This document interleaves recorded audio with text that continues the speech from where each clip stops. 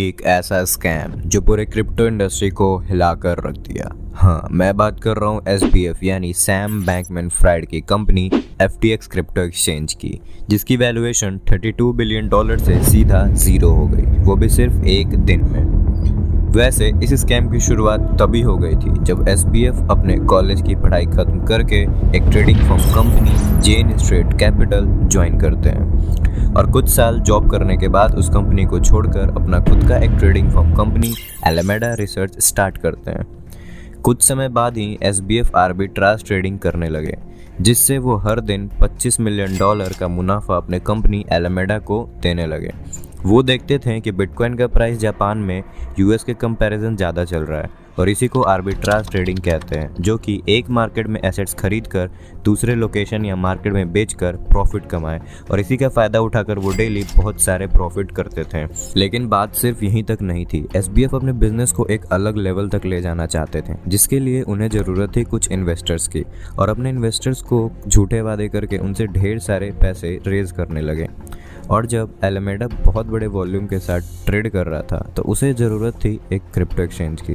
तब जाके SBF को FTX क्रिप्टो एक्सचेंज का आइडिया आता है और हेल्प के लिए सीजे, जो कि बाइनेंस के CEO हैं, उनके पास जाते हैं, जिससे SBF को FTX के लिए फंडिंग मिल जाती है। जिसके बाद SBF अपना एक क्रिप्टो एक्सचेंज कंपनी FTX की शुरुआत करते हैं और कुछ समय बाद ही FTX एक $1 बिलियन कंपनी बन जाती है और बहुत पॉपुलर भी, जिससे बाइनेंस के CEO, सीजे और SBF के रिलेशन पर इफेक्ट पड़ना शुरू हो जाता है। सब अच्छा चल रहा था, लेकिन तभी कुछ महीनों पहले मई में टेरा USD और उसका टोकन लूना अचानक से मार्केट में फेल हो जाता है, जिसके कारण और भी बहुत सारे क्रिप्टो का डाउनफॉल आ जाता है। और उनमें से ही कुछ क्रिप्टो में एलामेडा रिसर्च ने भी बहुत बड़े बड़े पोजीशंस लिए हुए थे, जिससे एलामेडा को भारी मात्रा में लॉसेस का सामना भी करना पड़ता है। कुछ समय बाद ही सीजे को पता चलता है कि SBF अपने FTX के यूजर्स के पैसे को अपने दूसरे कंपनी एलामेडा रिसर्च में इन्वेस्ट किए हुए थे, जिसके बाद सीजे ट्वीट करके बोलते हैं कि हम अपने सारे FTT को लिक्विडेट करने वाले हैं और एक एक करके अपने सारे पैसे को विड्रॉ कर लेते हैं। FTT यानी FTX के ही क्रिप्टो टोकन थे।